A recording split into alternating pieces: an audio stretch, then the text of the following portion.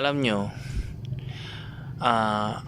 kapag ang trigger ay pinagbibintangan nyo o sinisisi nyo dyan sa mga nararanasan yung discomfort, iyan yung magiging dahilan kung bakit liliit na yung mundo mo o yung mundo nyo. Kasi lahat ay iiwasan mo na. Kaya sa madaling salita, ayaw mo nang makaranas ng discomfort. Pero ang hindi mo kasi alam, yung trigger, wala kasing kasalanan yan. O yung mga lugar, yung mga sitwasyon na pangyayari, marahil sabihin na natin na siya talaga yung dahilan kung bakit lumilitaw yung pangit mo na pakiramdam. Siya yung dahilan kung bakit lumalabas yung pangit mo na nararamdaman. Pero hindi na yan siya talaga ang totoong may kasalanan, yung trigger. Hindi siya. Dahil nga, meron na tayong naipon dito sa loob ng katawan natin na tinatawag na anxious energy.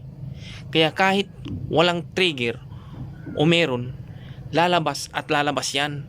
Mararanasan at mararanasan natin yan sa ayaw at sa gusto mo. Ngayon kasi, yung trigger, dati naman na natin yan nararanasan noon pa, nung hindi pa tayo diagnose ng anxiety disorder.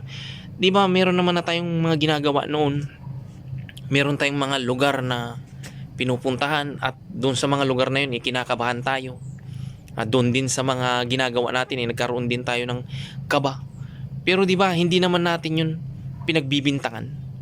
Hindi naman natin yun sinisisi kung bakit tayo nakaranas ng kaba o bakit tayo natakot doon. Di ba? Kumbaga hinayaan lang natin, binaliwala lang natin. Pero bakit ngayon na meron na tayong anxiety disorder, kailangan ng iwasan. Kumbaga kung saan tayo nakaranas ng kaba, saan tayo nakaranas ng panic, saan tayo nakaranas ng discomfort, kailangan na nating iwasan, di ba?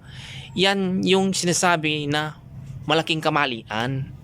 Kasi tayo ay disorder lang. Kumbaga disorder lang na hindi totoo. Pero dahil pinapatunayan natin na yung mga nararanasan natin nagiging totoo. Kaya yung isip natin o yung sarili talaga natin nagiging totoo talaga.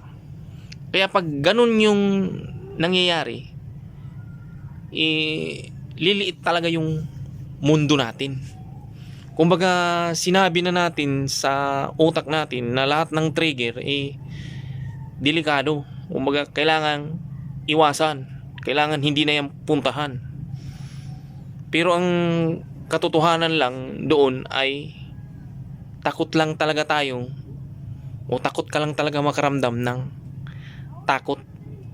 Pinagbibintangan mo lang yung trigger. Ganun lang kasi yan.